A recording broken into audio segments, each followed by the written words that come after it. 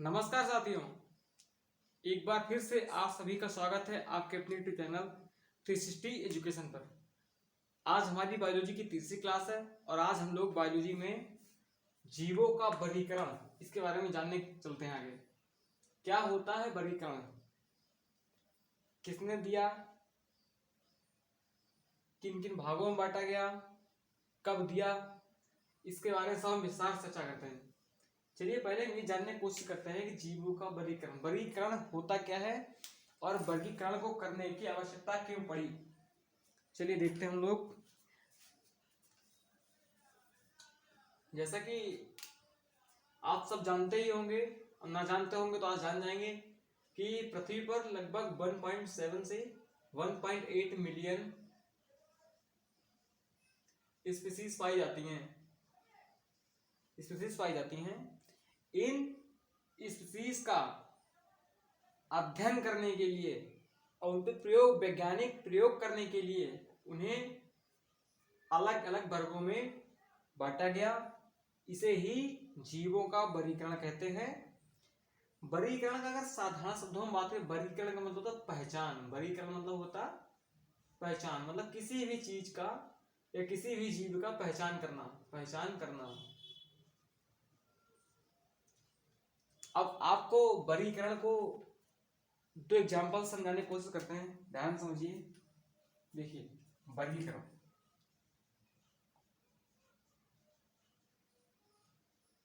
भैया ये वर्गीकरण है क्या, इसकी आवश्यकता क्यों पड़ी, चलिए जानते हैं। देखिए ऐसा समझिए, जैसे एक व्यापारी है, कोई व्यापारी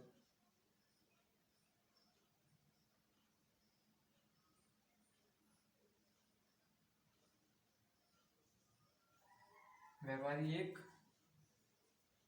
व्यापारी दो।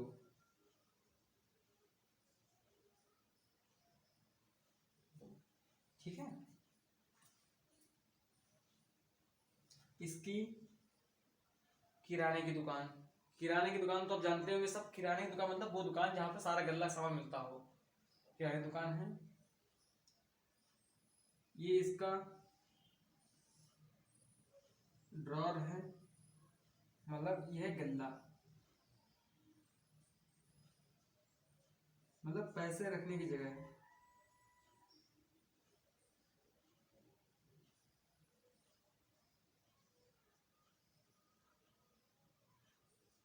पैसे रखने की जगह होती है। आपने देखा होगा टेबल ड्रॉर टाइप से होती है, उसमें पैसे रखे जाते हैं।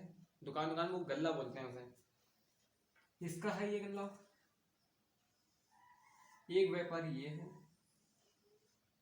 इसकी भी किराने की दुकान है, इसका ये गल्ला है। अब देखते हैं क्या होता है। ये व्यापारी जो है इसने इसे तीन चार भागों में डिवाइड कर रखा है। एक में 500 के नोट हैं, एक में 200 के नोट हैं, एक में 100 के नोट हैं, एक में 50 के नोट हैं। ठीक है, एक ये व्यापारी है, इसकी दुकान है। इसने क्या किया, 500, 100, 200, 50 सारे नोट मिक्स कर दिया आपस में ही। कोई पता ही नहीं है कहाँ क्या पड़ा है, कहाँ क्या पड़ा है, क्या नहीं पड़ा है, कुछ आइडिया ही नहीं है कहाँ क्या है, कहाँ मिल जाए। एक ये है, इसने अच्छे से बांट के रखा है। अब एक तीसरा व्यक्ति, यहां से एक व्यक्ति आता है, इसे 500 रुपए टूटे कराने हैं। टूटे मतलब छुट्टे कराने हैं, मतलब 500 के खुले कराने हैं, 500 के छुट्टे कराने हैं। अब ये बताइए, ये इस दुकानदार व्यापारी के पास जाएगा, इसे 500 छुट्टे करने में ये जल्दी छुट्टे करके दे देगा, या ये साधारण सी बात है, ये जल्दी दे देगा। क्यों, ये निकालेगा, भैया 100 के 5 नोट, ये ले भाई पकड़, हो गए तेरे। अब इसके पास आया मान लो, अब जो इनने गुल्ले में से निकाला, खींचा खट से निकाला है 500 का, अरे ये 500 का, फिर इसने रखा। फिर निकाला 100 का, 100 का निकाला, 100 का निकाला यार। उसके बाद क्या हुआ, फिर उन्हें साइड किया, अरे 50 का निकाला, 20 का। मतलब इसे कहने का मतलब ये है, इसे निकालने में, पैसे छुट्टे करने में टाइम लगेगा, जबकि इसे बिल्कुल भी नहीं लगेगा और ये जल्दी से जल्दी दे सकता है। क्यों? इसने सारों नोटों को, सारे पैसों को एक अलग अलग वर्ग में बांट रखा है, उनका वर्गीकरण कर रखा है। अच्छा, वर्गीकरण से होता क्या है, देखिए। अब बात यहां से हम लोग क्या समझे, क्या कॉन्सेप्ट सीखे, हम लोग ये सीखे कि वर्गीकरण से होता क्या है। वर्गीकरण तो आप लोग समझ गए होंगे, उम्मीद करते हैं। वर्गीकरण का साधारण शब्दों मतलब है किसी भी जीव, वस्तु या चीज को ऐसे भागों में बांटना जिससे उसकी पहचान सुनिश्चित हो सके। जैसे वर्गीकरण मतलब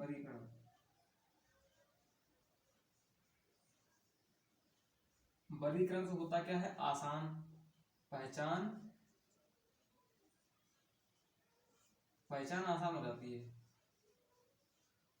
वर्गीकरण से पहचान आसान हो जाती है। देखा, इन्होंने 1 मिनट के अंदर ही नोट को छुट्टे करते ही चला गया, इसे बहुत टाइम लग गया, आपने देखा। तो मतलब वर्गीकरण से क्या होगा, वर्गीकरण से किसी भी चीज की पहचान आसान हो जाएगी, जल्दी पहचान कर पाएंगे। अगर वर्गीकरण नहीं करेंगे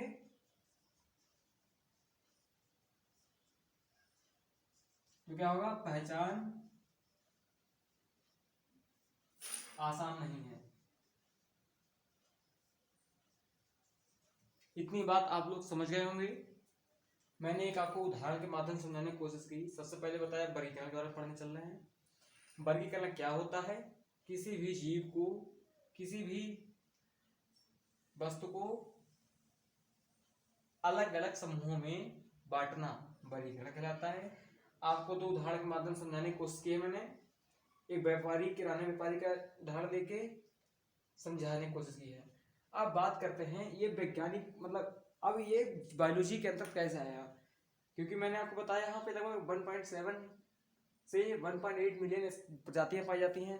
तो इतनी प्रजातियों का अध्ययन करना अपने आप में थोड़ा सा कठिन था, जब तक के लिए इन्होंने एक क्रम से, एक वर्गीकरण, मतलब इन्हें वर्गों में नहीं बांटा सकता था।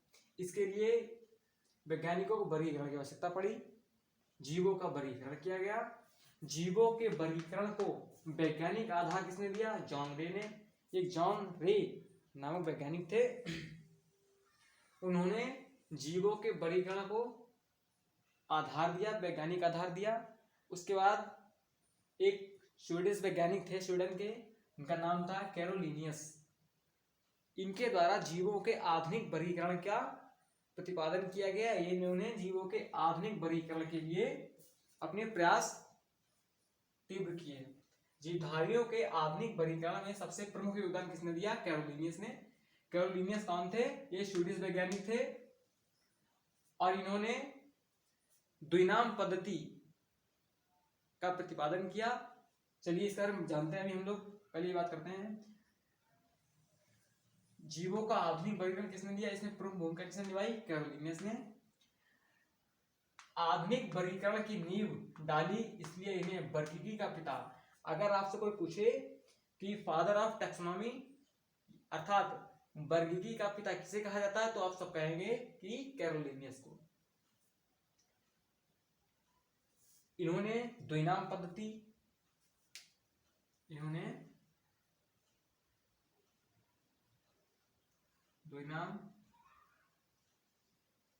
का प्रतिपादन किया।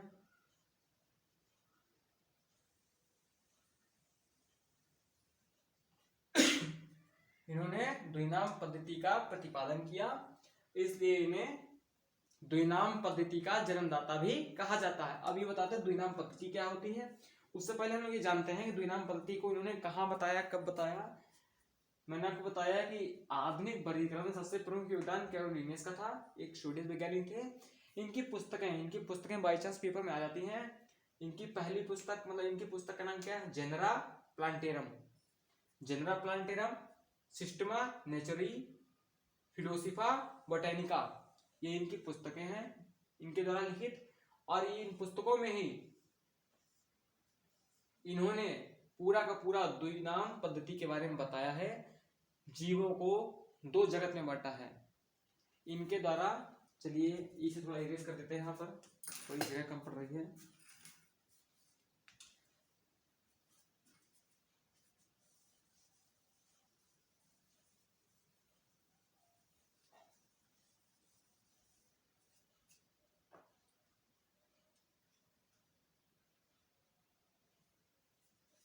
ये जो कैरोलिनियस भाई साहब हैं, इनके बारे में हम लोग कुछ जानने की कोशिश करेंगे। इन्होंने हमारी समस्या ही खत्म कर दी, वरना हम लोग को कोई ढूंढना होता कहाँ गई एक कोशिका, कहाँ गई दो कोशिका।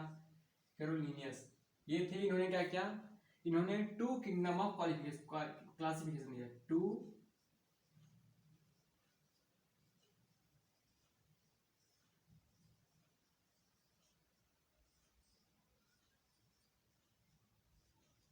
इन्होंने जीवों को दो जगत में बांटा। नंबर एक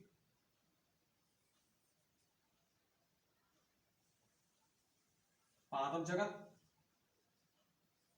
नंबर दो जंतु जगत।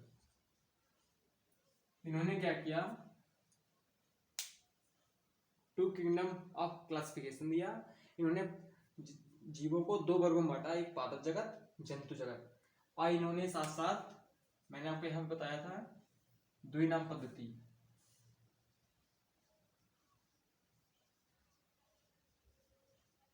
द्विनाम पद्धति का प्रतिपादन किया।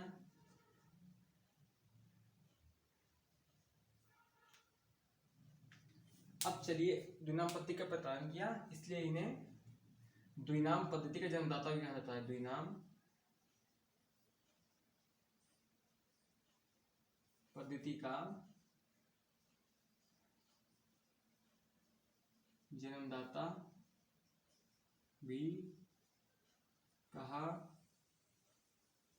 जाता है। और मैंने आपको अभी बताया ही, क्योंकि इन्होंने आधुनिक वर्गीकरण में सबसे प्रमुख योगदान निभाया, इसलिए इन्हें वर्गीकी का पिता, वर्गीकी का पिता, वर्गीकी या टैक्सोनॉमी, TAXONOMY, टैक्सोनॉमी का पिता, पिता भी कहा जाता है। ठीक है, चलिए थोड़ा इसे इरेज करते हैं। अब मैं आपको बताने चल रहा हूँ कि द्विनाम पद्धति भाई क्या है, कैसे इसका नामकरण किया गया है, इसे क्यों लाया गया। चलिए इसके बारे में चर्चा करते हैं हम लोग। उम्मीद करते हैं वर्गीकरण आप लोग समझ गए होंगे, वर्गीकरण के बारे में आपके दिमाग में कॉन्सेप्ट क्लियर हो गया होगा।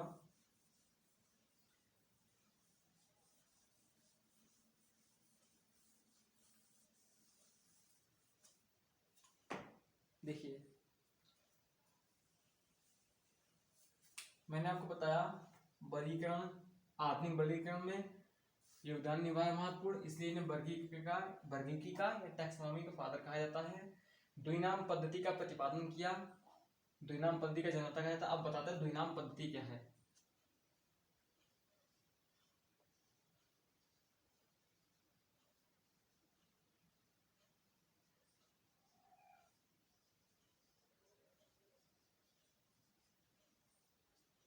इसमें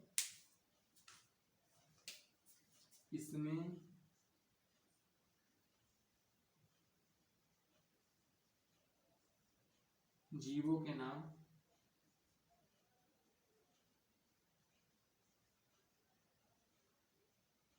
लैटिन भाषा में लिखे जाते हैं।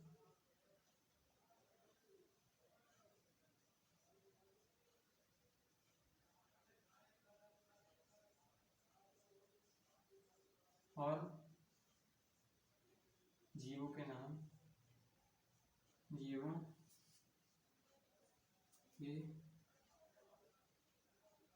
नामों को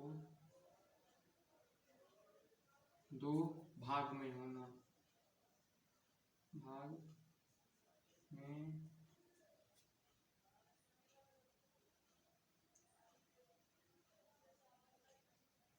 होना चाहिए। जैसे हम बात करते हैं देखिए द्विनाम पद्धति क्या थी, इन्होंने कैरोलिनस के द्वारा कहा गया कि किसी भी जीव को द्विनाम पद्धति के अंतर्गत तभी ला सकते हैं जब उसका नाम लैटिन भाषा में रखा जाए और उसका नाम दो शब्दों से मिलकर बना हो। पहला नाम उसके वंश से होगा, दूसरा जाति से। चलिए देखते हैं उदाहरण के माध्यम से समझने की कोशिश करते हैं हम लोग, क्या है वंश क्या है जाति। इन्होंने जैसे बात करते हैं हम लोग मानव की, मानव को होमोसेपियंस कहा। चलिए हिंदी में लिखते हैं होमोसेपियंस, होमोसेपियंस,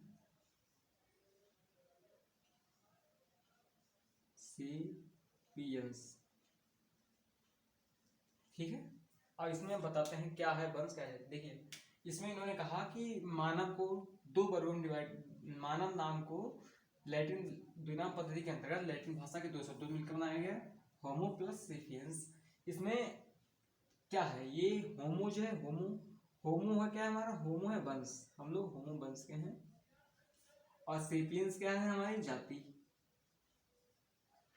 इस प्रकार हम लोग होमो सेपियंस, होमो क्या है हमारा वंश, सेपियंस क्या है हमारी जाति। इस प्रकार नेक्स्ट देखते हैं हम लोग, जैसे मेढक, मेंढक को कहा जाता है राना टिग्रीना, राना टिग्रीना। इसमें सेम, ये क्या है, ये है वंश, ये क्या है जाति। चलिए एक और लेके देखते हैं, हमने लिया गाय का, गाय को बोलते हैं बॉस इंडिकस,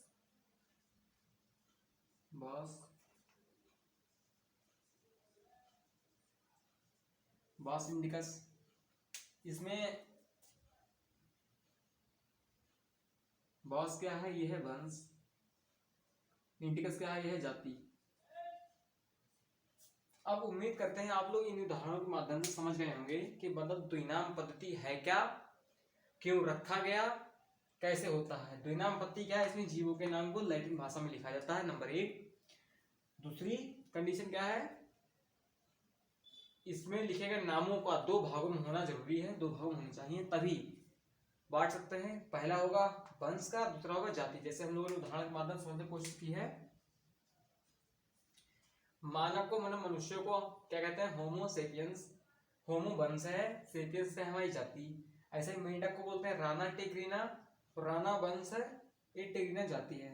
एक उदाहरण चलिए और लेते हैं, यहाँ पर हम लोग लेते हैं, ये तो लगभग सभी को मालूम है, हम लोग मिलते हैं मटर।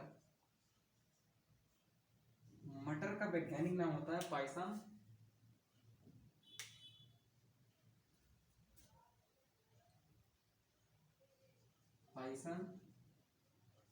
स्टाइगम। तो ये क्या है, वंश है, ये क्या है, जाति है। इस प्रकार से आप देख सकते हैं कि इनके द्वारा जीवों को, वर्गीकरण को दो जगत में बांटा गया। टू किंगडम ऑफ क्लासिफिकेशन किसने दिया, कैरोलिनस के द्वारा। ये कौन थे, स्वीडिश वैज्ञानिक थे। इन्होंने जीवों को दो वर्गों में बांटा, नंबर 1 पादप जगत, नंबर 2 जंतु जगत। उसके बाद इन्होंने द्विनाम पद्धति दी। द्विनाम पद्धति क्या है, द्विनाम पद्धति में जीवों के नाम को दो वर्गों में, दो भागों में लिखा जाता है, और इस पद्धति के अंतर्गत जीवों के नाम लैटिन भाषा में लिखे होने चाहिए। जैसे मैंने आपको बताया, मानव होमोसेपियंस, मेंढक राना टिग्रीना, गाय बॉस इंडिकस। कैरोलिनस को ही वर्गीकी का पिता कहा जाता है। ये क्वेश्चन बहुत इंपॉर्टेंट है, ये लगभग परीक्षाओं में आता रहता है बायोलॉजी से, कि फादर ऑफ टैक्सोनॉमी किसे कहा जाता है, इन्हें ही कहा जाता है। चलिए आप लोग इतना नोट कीजिए। अब बात करते हैं इसके आगे हम लोग। अभी मैंने आपको टू किंगडम क्वालिफाई, हाँ एक बात आपको बताते चले साथ में, देखिए यहाँ पर हम लोग बायोलॉजी में पीएचडी नहीं करने जा रहे हैं।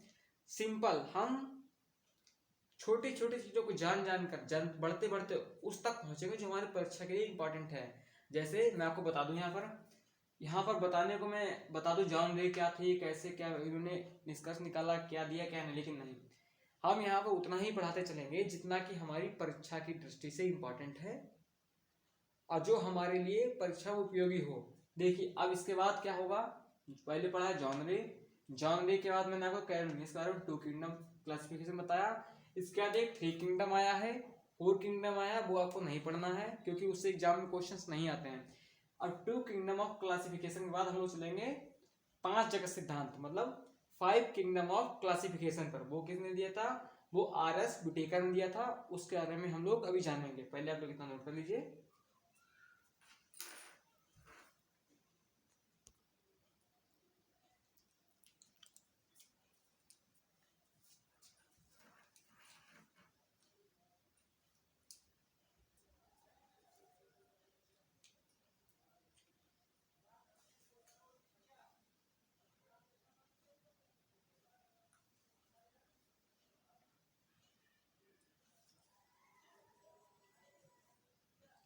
चलिए उम्मीद करते हैं आप लोगों ने ये सब नोट कर लिया होगा। अब बात करते हैं हम लोग 5 किंगडम ऑफ क्लासिफिकेशन के बारे में। और एक बात मैं आपको बताते चलूं कि आप लोग नोट्स ऐसे ही बनाइए जैसे मैं बना रहा हूं यहाँ पर, क्योंकि नोट्स बनाने का सबसे तरीका अच्छा यही है कि हम अपने नोट्स में बिल्कुल टू द पॉइंट लिखें, ना कि उसे पैराग्राफ में बड़ा बड़ा बड़ा बड़ा चढ़ा कर लिखें। क्यों, क्योंकि नोट्स बनाते समय तो बहुत अच्छा लगता है कि हाँ हमारे नोट्स 20 पेज के, 50 पेज के, 100 पेज के हो गए हैं, लेकिन जब एग्जाम का टाइम आता है उस टाइम हमारे पास लगभग सभी सब्जेक्ट पढ़ने के लिए होते हैं, तब उस टाइम जो हमारे 20 पेज, 50 पेज, 100 पेज के मोटे मोटे नोट्स होते हैं, उन्हें देख कर ही हमें हेजिटेशन होती है, बड़ा अजीब लगता है कि हम कैसे करेंगे, हम वो प्रेशर क्रिएट हो जाता है हमारे ऊपर। इसलिए हमेशा कोशिश यही रहे कि हम अपने नोट्स में बिल्कुल टू द पॉइंट लिखें, जो कि सीधे सीधे एग्जाम में आने की संभावना हो, आलतू फालतू चीजें ना लिखें, और जितना हो सके उतना अपने नोट्स को कम से कम शब्दों में समेटने की कोशिश करें। नोट्स बनाने का सबसे अच्छा तरीका यही है, जैसे मैं यहाँ पर लिखा रहा हूँ सेम वैसे ही छापते जाइए, लिखते जाइए, आप देखेंगे क्लास के एंड तक आपके एक अच्छे से नोट्स बन जाएंगे। चलिए अब बात करते हैं हम यहाँ पर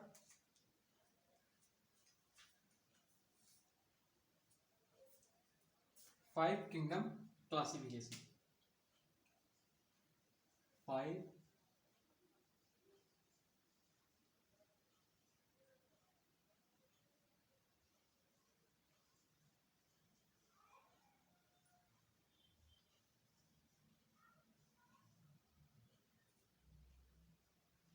5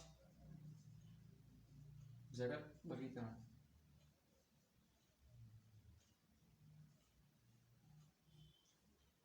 अब क्या हुआ, एक वैज्ञानिक आए हमारे, उनका नाम था आर.एच. ब्यूटेकर। उन्होंने देखा कि कैरोलिने साहब ने 2 वर्गों में बांटा, उसके बाद एक और वैज्ञानिक आया, उन्होंने 3 वर्गों में बांटा, उसके बाद एक और आया, उन्होंने 4 भागों में बांटा। इन्होंने कहा वर्गों को ना 2 ना 3 ना 4 वर्गों को, जीवों को 5 वर्गों में डिवाइड कर सकते हैं हम। और इन्होंने 5 जगत सिद्धांत दिया। चलिए देखते हैं इन्होंने जीवों को किन किन 5 भागों में डिवाइड किया। इन्होंने सबसे पहले क्या कहा, लेकिन ऐसे ही नोट्स बनाते चलिए, जैसे मैं यहाँ बना रहा हूँ, एकदम अच्छे से आपके नोट्स बन जाएंगे। 5 किंगडम ऑफ क्लासिफिकेशन इधर ले आए हम लोग। इन्होंने क्या नाम था, इनका नाम क्या था, वैज्ञानिक काम थे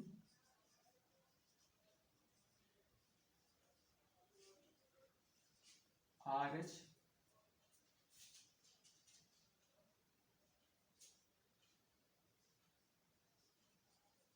ब्यूटेकर। क्या क्या इन्होंने 5 जगत सिद्धांत। नंबर 1 मोनेरा, मुनीरा,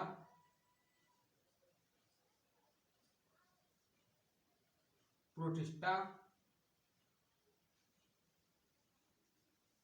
कवक, पादप, जंतु। इन्होंने जीवों को 5 वर्गों में बांटा। क्या कहा कि हम जीवों को 5 वर्गों में डिवाइड कर सकते हैं, भागों में बांट सकते हैं। नंबर 1 मुनीरा, प्रोटिस्टा, कवक, पादप, जंतु।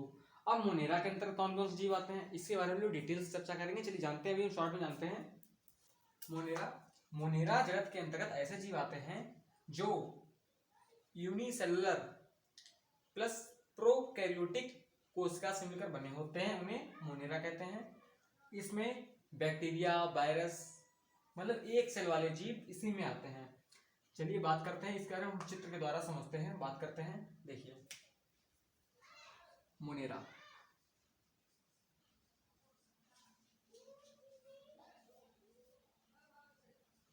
क्या है मोनेरा?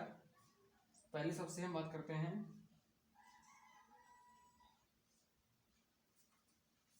इसमें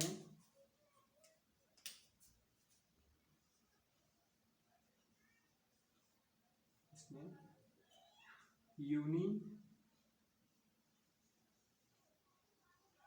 सेलुलर प्लस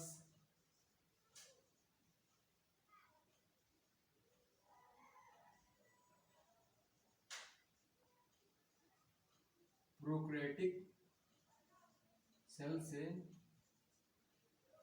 बने जीव पाए जाते हैं।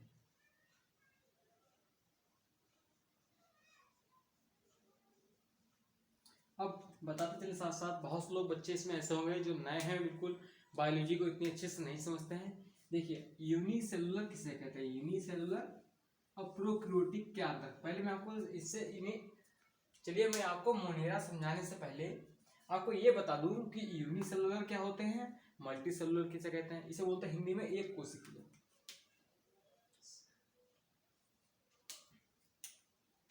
एक कोशिकीय।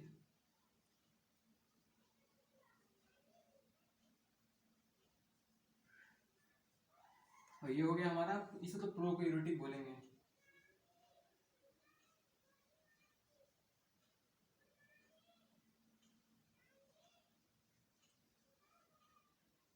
प्रोकैरियोटिक, ठीक है।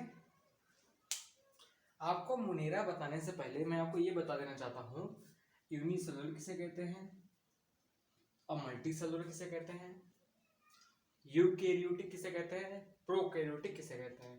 चलिए बात करते हैं हम लोग यहाँ पर यूनिसेलुलर की।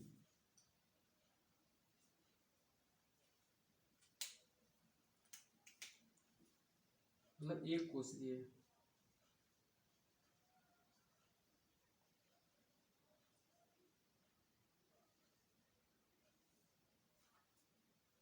ये ऐसे जीव होते हैं एक कोशिका से मिलकर, एक